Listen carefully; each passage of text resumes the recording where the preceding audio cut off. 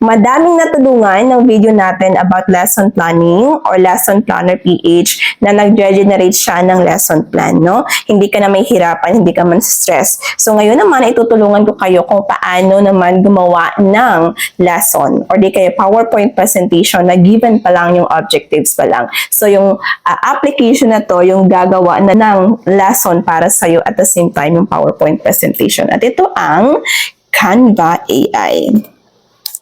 Yan, na-share lang din naman ito ng kaibigan ko sa akin kasi nga galing siya sa training at sabi niya effective at maganda itong Canva AI. So ayan. So nandito na tayo sa Canva AI. And then eto yung objectives na gagamitin natin. So ikakopy lang natin ito. 'Di ba? Oh. Ganyan na naman ka-easy, everyone. At nagamit ko nga ito, no? Na-try ko na ito. At maganda siya. Ginamit ko na ito sa madaming PowerPoint presentation na ginawa ko. Ayan.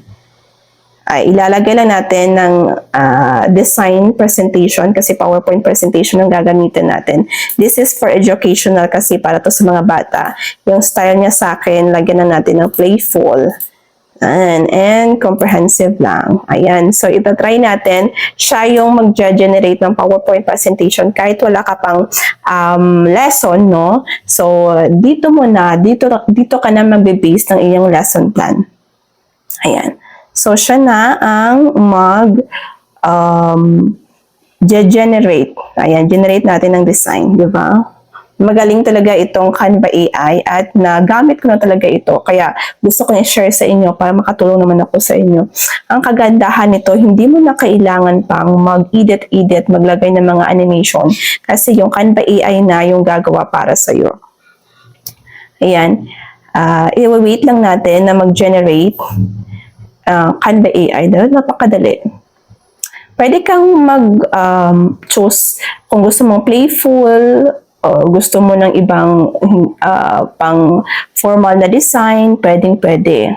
Ayan, kausapin mo lang of course si Canva AI. Parang naman siyang ibang application, no? Pwede mo siyang i-ask ng anything. Ayan, eto na siya. O, tingnan mo. Buksan natin siya.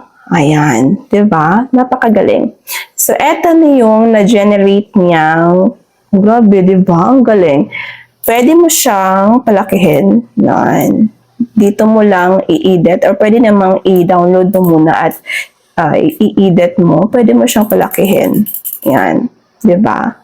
Napakagaling, 'di ba? Kapag ito talaga yung gamit mo, hindi ka na mahihirapan. Ayan. O, kita niyo yan. Yan na yung next. O, 'di ba? O, pack. So, yung Canva AI na yung gagawa ng lesson para sa'yo for the whole na 1-hour lesson or ilang minutes may yan, 45 minutes na lesson. So, siya na yung gagawa para sa'yo. Bibigyan mo lang siya ng objectives mo for the lesson. Ayan, tingnan nyo kung gaano yan ka-effective. Yung gagawin lang natin, everyone, para ma-download natin ito is share lang natin. Share. And then, punta lang tayo dito sa download. Okay, sa file type, PPTX lang natin. It means PowerPoint presentation. So, page 1 to 16. Download lang natin. Pwedeng save mo yung download setting niya. Pwede din hindi. Ayan. So, ganyan lang yan kadali, everyone. Kasi, minsan ka lang makakakita ng application na nandito na kasi naka-edit na lahat, no? At yung Canva AI yung gumagawa, ha? Hindi yung may tao nang gumawa at ikaw naman yung magda-download, no? Yung Canva AI na yung mag-generate. So, eto na yung kinalabasan. Tingnan nyo. O, diba? Present ko siya. O, ganda, diba? Ang galing. O, yan. Meron na siyang mga activities. Pwede mo naman siyang i-edit, ha? Pwede mo siyang lagyan ng animation kung gusto mo kausapin mo si Canva AI na lagyan mo ng animation. Pwede, di ba? Napakagaling. Kaya kung ako sa inyo, i-try nyo itong Canva AI at panigurado ay makakatulong sa inyo. Siya na din gagawa ng lesson mo, no? Na ilalagay mo sa iyong lesson plan. Pwede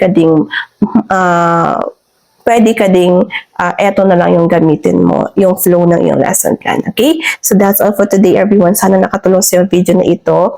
At kung nakatulong sa iyo, of course, please subscribe sa ating YouTube channel kasi meron pa tayong mga iba't ibang tips at strategies sa ating lesson planning and of course, sa teaching and learning. Thank you so much, everyone. Goodbye and God bless.